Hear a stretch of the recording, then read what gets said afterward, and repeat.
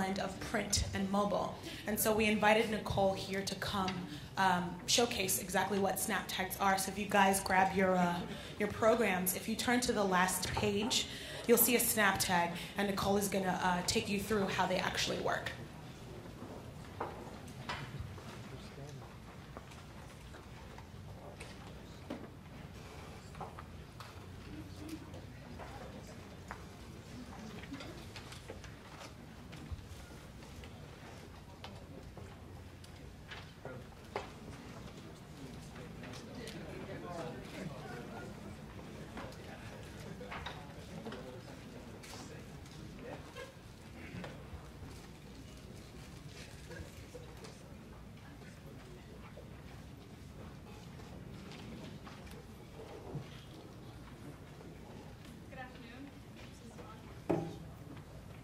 Can you hear me? Okay.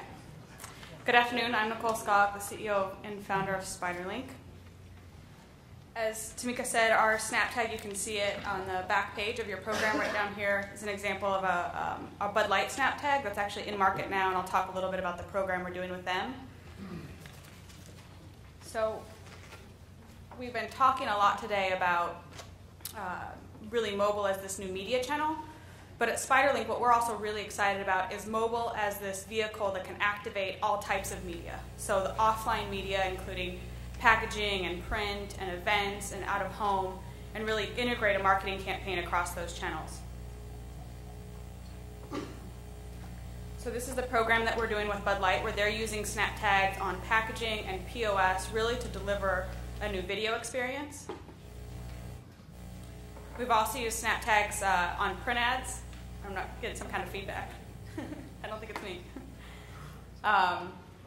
So we've done that with Everyday Foods. We've been working with Martha Stewart for over a year now to activate their print ads, as well as in retail and out of home.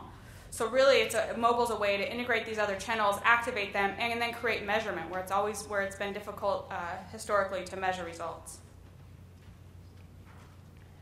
So with Bud Light, the SnapTag is on the left-hand corner. It's been in POS signage. It'll start being on packaging this week on their 12-pack bottles and 12 packs of bottles and cans.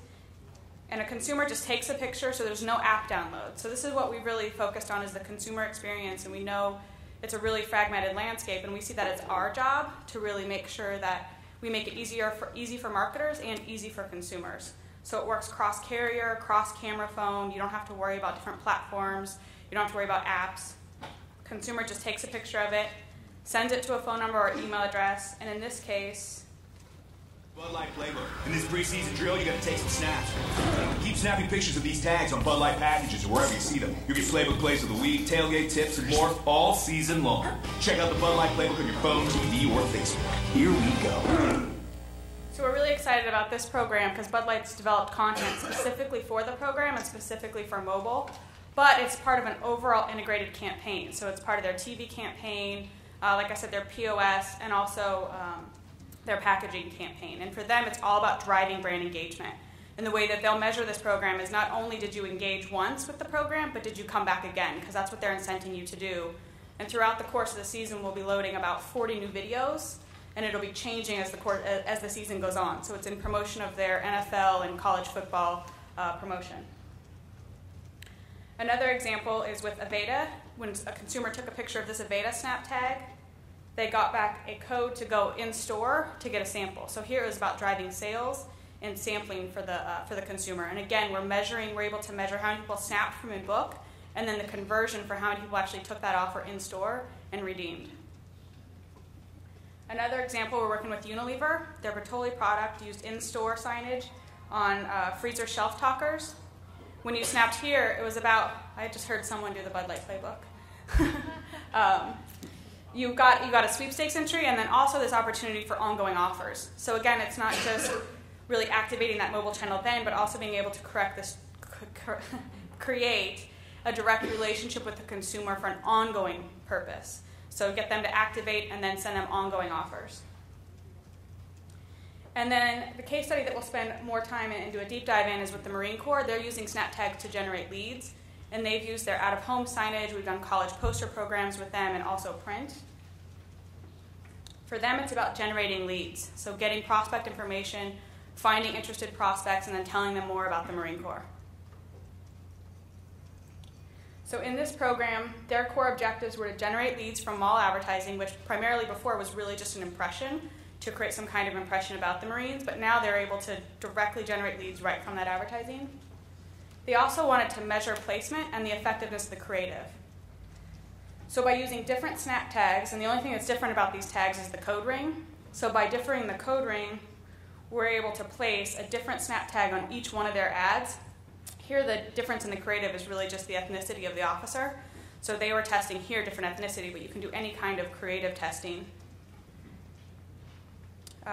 So when a consumer took a picture of the SnapTag, all they had to do was send it. They can send it as an MMS or an email. Once they sent it off to the short code here, they got back a message that says, to get your ringtone, reply with your email address, first name, age, and gender. So we're collecting 4 data points, and these were just the 4 data points that the Marine Corps wanted to collect. So the person, all they had to do was just text back.